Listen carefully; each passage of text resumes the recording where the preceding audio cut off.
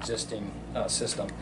But as part of that program, we did a public outreach comment period that was from May 21st to June 19th. We held a public open house in this building here on June 11th that was from 2 to 4 and 6 to 7:30. We also, as part of this program, also put out comments at various locations throughout the county, which included County Commissioner's Office, County Planning Department, City of Lebanon, all the libraries. Community Action Partnership also received copies of materials for anybody to review and provide comment.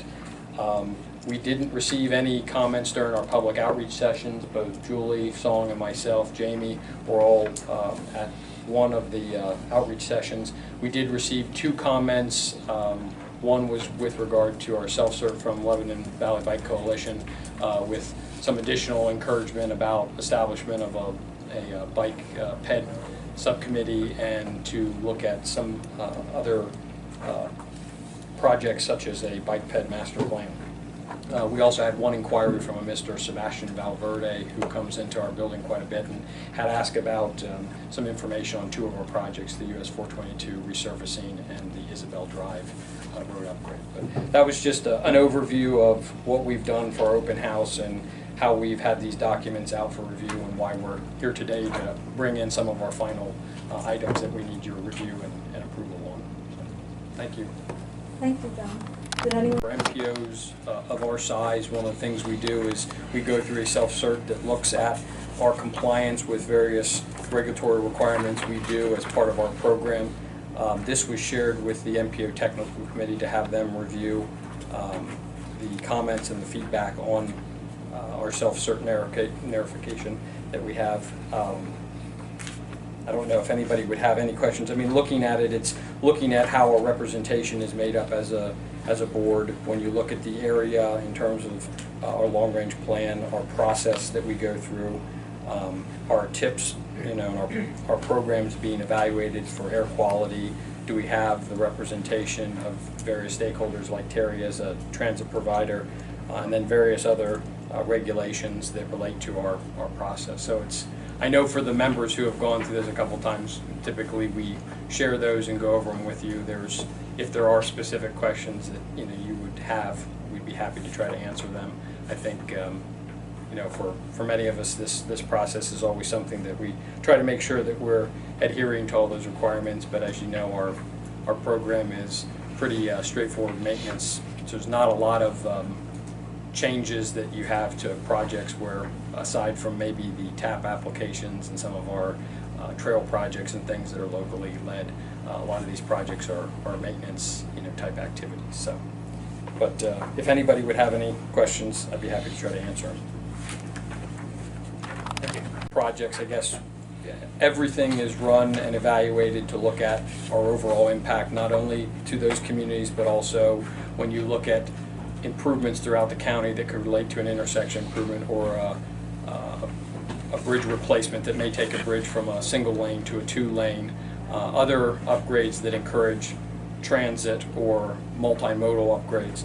Those are all things that relate as we look at our air quality and how those projects ultimately impact them. If you look at our tip, a lot of times you'll see on our public version that's posted on the website, you'll see exempt on some projects because your impact is, in essence, you're fixing a bridge, you're doing a resurfacing, you're replacing something that already is there, versus would you put something in place like a new roadway or a new bypass that could have a variety of impacts on transportation. But our air quality resolution, and one thing that's important this go around in working with Adam and Federal Highways, there was in past years we've had certain criteria that the MPO have been under when it comes to our air quality with regard to particulate matter. Ozone, there was a recent court decision that there was part of that regulation was vacated, and as a result we added some additional language in here that now puts our MPO under that ozone evaluation. So for a number of years we weren't doing it, now we must do it again, and as part of our air quality resolution and our process, we have to now look at that going forward. So the information that's here in this resolution is something that we took language in working with Michael Baker as the air quality specialist with the department. So this language reflects what we need to have in for our air quality resolution as part of our materials. And I don't know, Adam, from the district or from the central office standpoint, if I missed anything relative to that. No, I mean, we made the necessary changes that are in compliance and as what's necessary. And I know this is sometimes becomes a question because a lot of times I know, Pat has emailed me. She saw an article about the American Lung Association giving Lebanon, I think, a lower rating when it came to air quality, and that was a question that comes into how do our projects impact, air quality. And one of the challenges that you have is we share an airshed with Harrisburg, and obviously, as many of you know, what direction the wind blows. Certainly, there's not a gate of any kind that keeps that from drifting into Lebanon. But every project we look at, we're always trying to evaluate how does that impact, on a component such as air quality, safety, and other things. So, but Madam Chairman, we need a motion to approve this. Okay, any questions or discussion? Bell and 72, as you know, with North Cornwall Commons, as well as some of our other projects that we already have on the current 17 tip that are moving forward. But as part of that, we have a number of total about 15 different documents that relate to our submission as part of this tip update.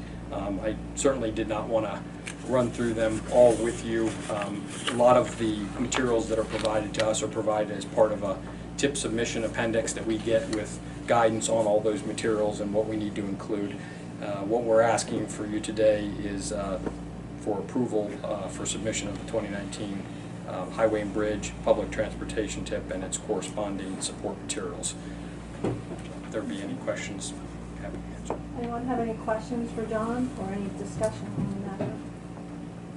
If not, is there a motion to approve this final draft? So we have a second. I'll second All in favor? it. Aye. Opposed? Motion carries. Our next item is John is going to talk to us about the awards of the transportation alternative set-aside projects in the county, and these are for non-motorized and non-highway related projects. The highlights I wanted to make were just that you guys may have remembered we had 4 submissions in total for the TA set-aside. This is obviously a pot of money that's statewide, so for our area we're in competition with the entire state in terms of the projects that we're submitting. We are pleased to report that of the 4 that we had, 2 of them were selected. We did not get Lingle Avenue. While that didn't happen, I think we're working on a secondary strategy there, but we're pleased that the Lebanon School District, Mayor Capello, I think that's a great win for the city with $742,000 to construct new pedestrian bike paths, sidewalk signage, ADA, curb ramps, crosswalk, lighting and school crossing improvements near Northwest Elementary School. That's also good in its close proximity both to Coleman's Park, to our Phase 7 rail trail. We have a lot of things that are happening at 422 and 16th, as well as our second project, which was Lebanon County was awarded $964,000 to construct a multi-use trail from the city of Lebanon from 16th Street to the west end to the John E. Memorial Park on 22nd Street at the eastern end of Gollinger Woods Park in North Cornwall Township. So that's another nice connection in the same proximity that I think will add a lot of value, and we're certainly pleased at about additional $1.6 million that will come to our region to move these projects forward. So we thank all of you for the review and endorsement of those, and hopefully we'll have some other good projects. This round of 4 projects was probably the hardest to determine, with only Lingle edging out by 1 point, I think, when we had to look at it. But we're certainly pleased that these projects were able to be funded. And I think it's one example for the members here that a lot of the quality of the projects we look at and the collaboration we have with those communities are what's really key when we submit projects like this and trying to get awarded for additional funds. So that's all I have. You might also keep standing, just stand. You're on again. You're the go-to guy. So if you'd like to give us an update on the TIP project. Yeah, yes, well, relative to Lingle Avenue, I just did want to update the members that while we didn't get additional TA set aside, I think, in working with the district, and thanks to Nate and Michelle and others. I think we have a secondary plan. We do have money set aside utilizing the STU monies for our region to go toward that project. And we did have a meeting with the township. That was on, I believe, June 8th. We met. Nate and Michelle came down. We had a good discussion about what are the Plan B options and how we would like to proceed. And I think the township's taken a necessary step that they would allow PennDOT to be the lead on this project versus having it done at a local level, which is a considerable undertaking for a local municipality to follow all the required processes that they have to. So I think with that, we'll continue to try to move that forward. And certainly, I think maybe when South Londonderry left the meeting, I think their eyes were maybe rolling a little bit from what we must go through, but it is part of the process, and it's something that I think every applicant has to understand when you're taking it on. John, can I add to that? The district already has the project out for preliminary review by consultants, and it'll be advertised here within the next couple months, and we're looking to have the consultant on board before the end of the year, so that way we can get started as soon as the next tip takes effect. So, yeah. And I guess one of the other things I'd add too is in the timetable between, as we move the road work forward, I think we also had a good discussion that maybe you'll be hearing about another shot at the TA set aside, that there'll be a subsequent round that we may be able to go after to help with some other improvements related to that project. Since it's not strictly just drainage, roadway improvements, there are other things relating to the school that we certainly want to try to advance. So we'll keep you all posted, and you might hear more about that. The other project I wanted to touch on was the Inwood Bridge project. For many people who have known, this has kind of been one of our legacy projects. I think we can finally say we're getting to that point, and I think I'm pretty pleased with where we've gotten to, despite the many challenges. I think we've really got this project to a point where it'll turn out for a real addition, especially as we look at moving the rail trail north and what happens in Swatara State Park. But we do have the draft renditions of what the bridge will, the bridge interpretive panels will be out at the site.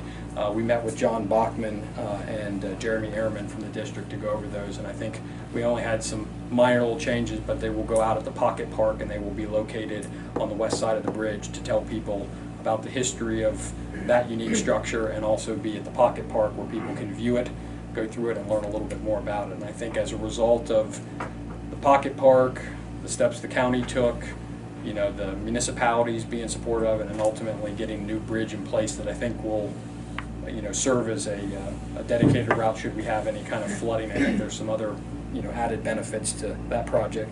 But as a result, I'm not incorrect. I think we did get an additional $5 million from the secretary for that project. $5,026,000. But that's, as I was told, she looked at that project and kind of saw the synergy of, you have Swatara State Park, you have goals to bring the trail in, you're changing a new structure that, is going to be not only improved for the different types of emergency services vehicles, but you're also having another resource nearby that could be further enhanced. And so that's something I think that's really important when we, at the staff level, look at projects. We're trying to find where all those connections are that I think really showcase that it's something that is worth working together on to advance. So, and the good news, I think, is that I hear that maybe, I know John said that's certainly take it with a grain of salt, but maybe in early 2019, let. So that's actually moving it forward pretty quick. I think we still have to wait on some environmental stuff from DEP, but I think is that let to move it, or let to start constructing the new one? I think that gives them the go-ahead to move contract. To move it and then start construction. Okay. Yeah, because you have to move the existing structure out, which will be taken to be rehabilitated, and at the same time, you're going to need those cranes in anyway to be able to bring in the new structure. So early 2019. So That's anticipated. That's what we're shooting for right now. Is to get and that would be when they start work, so it won't be new bridge in place by that point, but that'll be when they give the go-ahead, hopefully, to move forward. So. That is so exciting. Thank you. And we're certainly pleased to the district. I mean, a lot of the information that John and Jeremy were able to incorporate into the interpretive placards are really neat. When I get the final version, as I told Commissioner Litz, I would get them to him.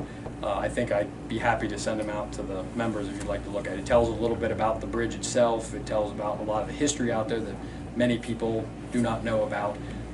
And I think the other part is along the bottom, we do denote the request that Mr. Allwine had of giving them credit for the donation of land as well as Charlotte's parents. So that's something that we're pleased, given that he gave it for $1 and allowed us to get to the point where we are. So, but that's Yeah, that that's would the be update nice. so far we have on that. So, thank you.